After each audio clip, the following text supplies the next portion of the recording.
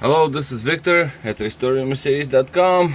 It's 4 a.m. in the morning, so I have to make it quick, I guess, because I want to have some sleep. I'm tired.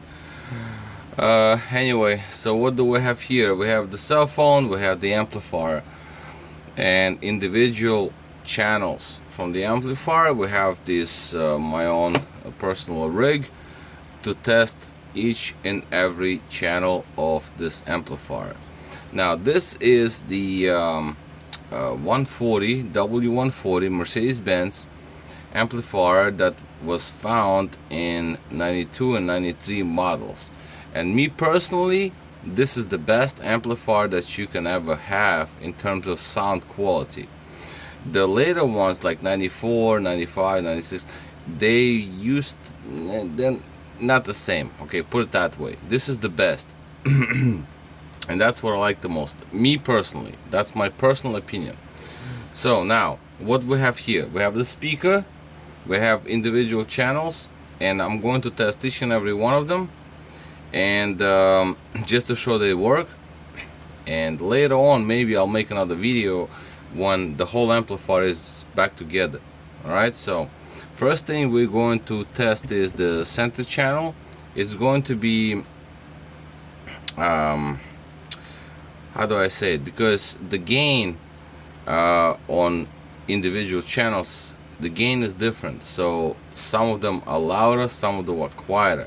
So center channel, tiny little speaker like this right below your rear view mirror, so obviously it's going to play quieter than others. So let's just put this on. Oh yeah, one more thing. This is my old cell phone here with the power bank and everything, because it's not holding charge, but what have you, it's playing no copyright music, so I can play it whatever music I want to play, whatever it's playing out there. So let's just do it. Put this on.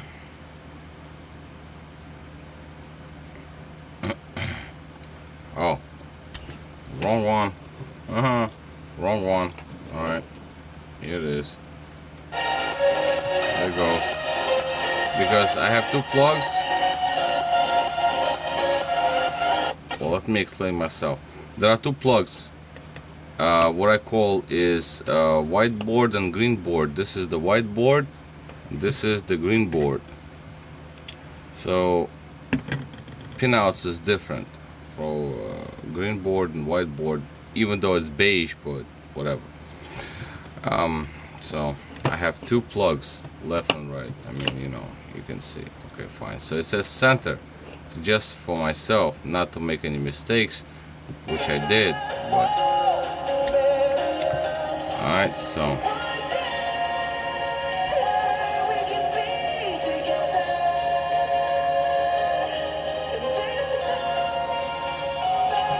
we can be together, whatever.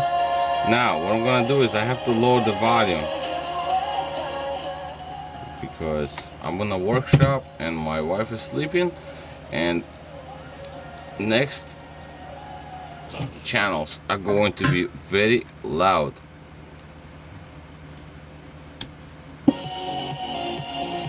Oh, we can make it louder a little bit.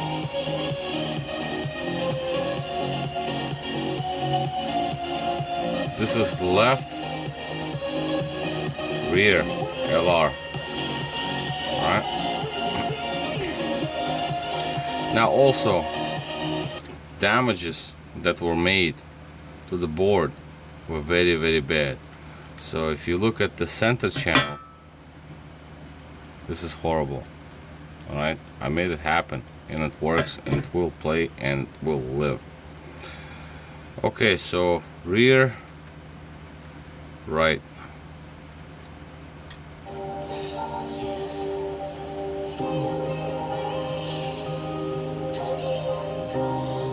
Alright, fine. So this one plays, you can hear it. Now, right front, left front. These are gonna be much louder. Alright, so I have to plug it in like this.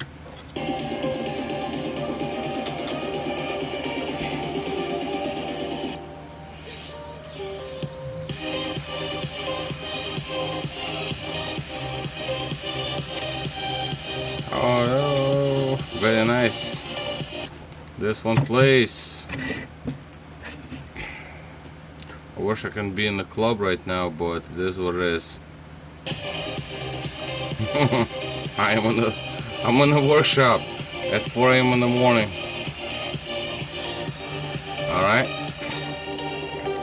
Now, all these channels are fine. We have to test subwoofers. Subwoofers are going to be very low volume because they're not the same. So what I'm gonna do is I'm going to raise the volume all the way up so you can actually hear them. Alright, so let's do this.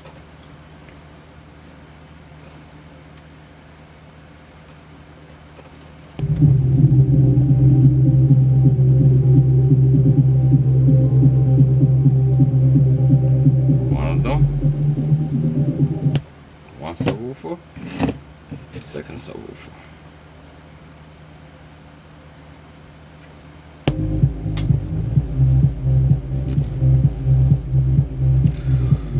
Unfortunately, this tiny little speaker can only do this much. This is like what, 3 inches, 3.5, and you have 4 6.5 woofers in S-Class Mercedes. So obviously, I'm just testing it just because I want to know if these channels play, and they do play.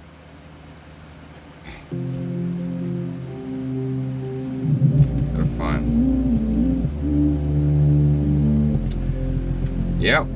So that's it. The next thing is going to be to actually put all these channels.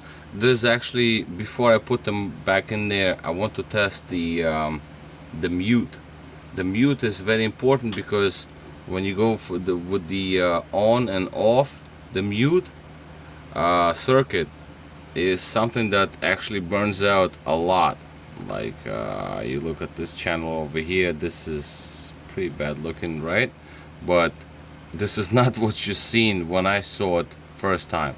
This is actually pretty nice to me, but still, nonetheless, mute circuit is important. So it's just very late tonight, and tomorrow I'm going to actually check all these individual channels one more time, and then I'm going to put it in the main board. Main board is done, ready to go. You can see all the openings, so I can solder all these channels back inside, and then I'm going to test it one more time. But this time I'm also going to test it with this. This is fader switch, because not only that the amplifier can work and individual channels can work, but the fader switch, if the fader switch is not working right, this is my setup here. So I got the you know, input and fader.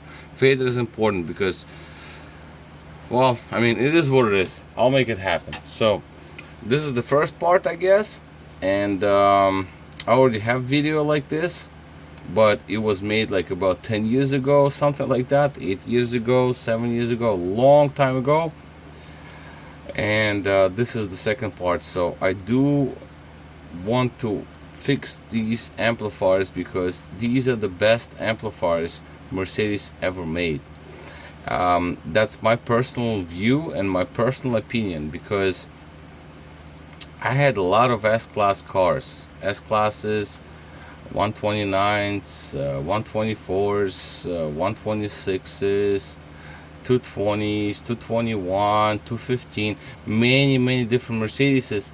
And to me, this particular amplifier is the best sounding amplifier because it gives you this warm sound. I cannot explain it because, you know, you have to listen to it for yourself. Now, from all of these parts, these are the old parts that I actually replaced.